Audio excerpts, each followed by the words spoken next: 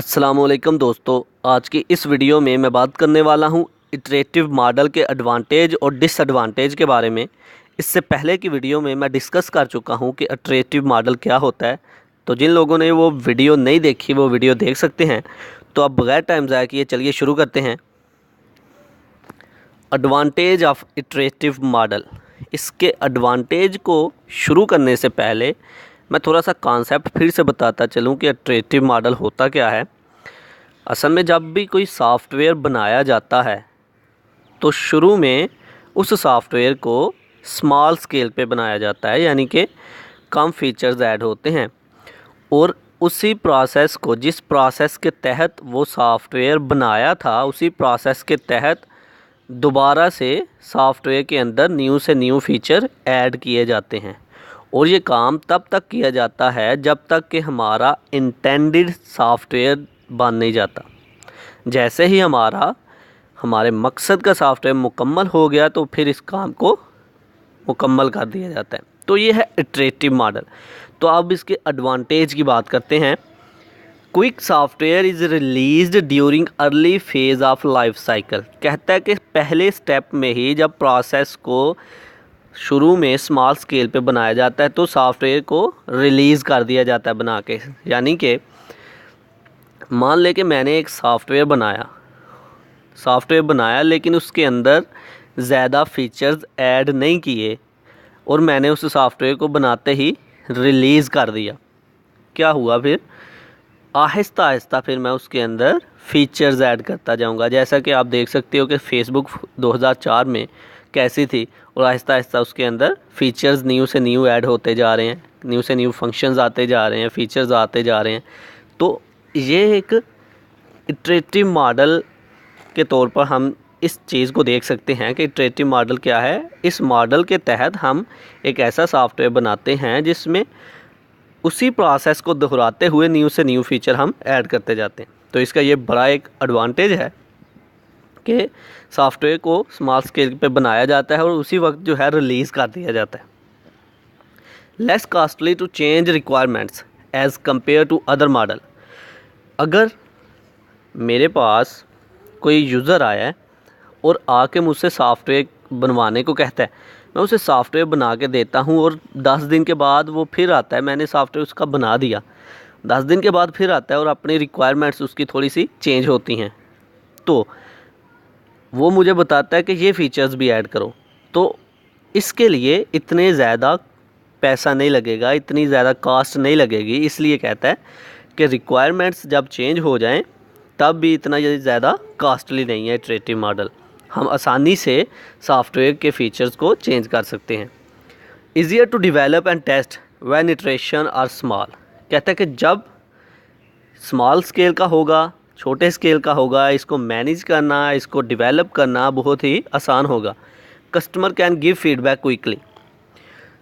हाँ, जैसे ही हमने एक सॉफ्टवेयर बनाया और रिलीज़ कर दिया, जैसे रिलीज़ किया तो हम चाह सकते हैं, हमें पता चल सकता है कि कस्टमर क्या राय देते हैं इस सॉफ्टवेयर के बारे में।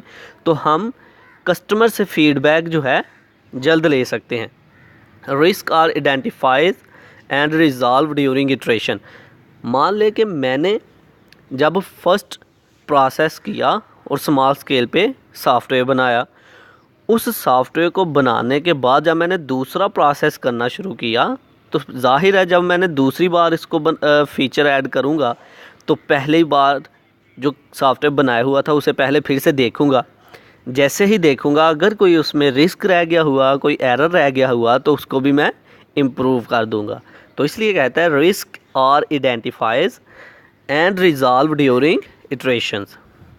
तो ये थे इसके एडवांटेज। अब हम बात कर लेते हैं ज़रा डिसएडवांटेज के बारे में कि इटरेटिव मॉडल का डिसएडवांटेज क्या है।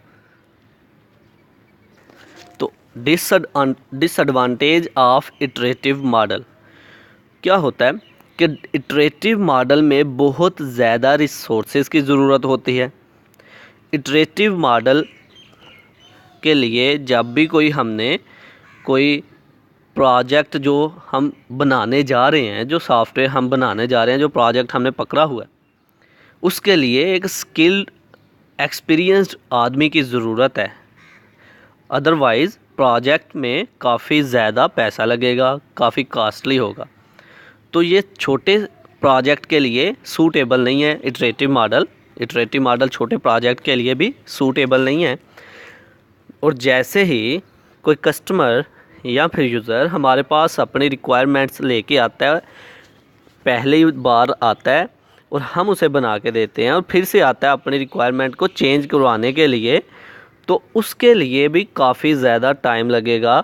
वो इस तरह कि पहले जब उसने सॉफ्टवेयर हमसे बनवाया तो सॉफ्टवेयर में कुछ फ़ीचर्स ऐड थे, और जैसे फिर आया उसने न्यू फीचर्स ऐड करवाने की कोशिश की, उसके लिए फिर हमें वापस पीछे वाला जो पहले हमने सॉफ्टवेयर उसे बना के दिया था, पहला प्रोसेस जो किया हुआ था, उस प्रोसेस को दोबारा से सारे के सारे को समझना होगा, पढ़ना होगा, फिर उसको आगे न्यू फीचर ऐड करके देंगे। तो ये थे इसके डिसएडवांटेज। अब लफ्ज़ी तौर पर पढ़ते हैं।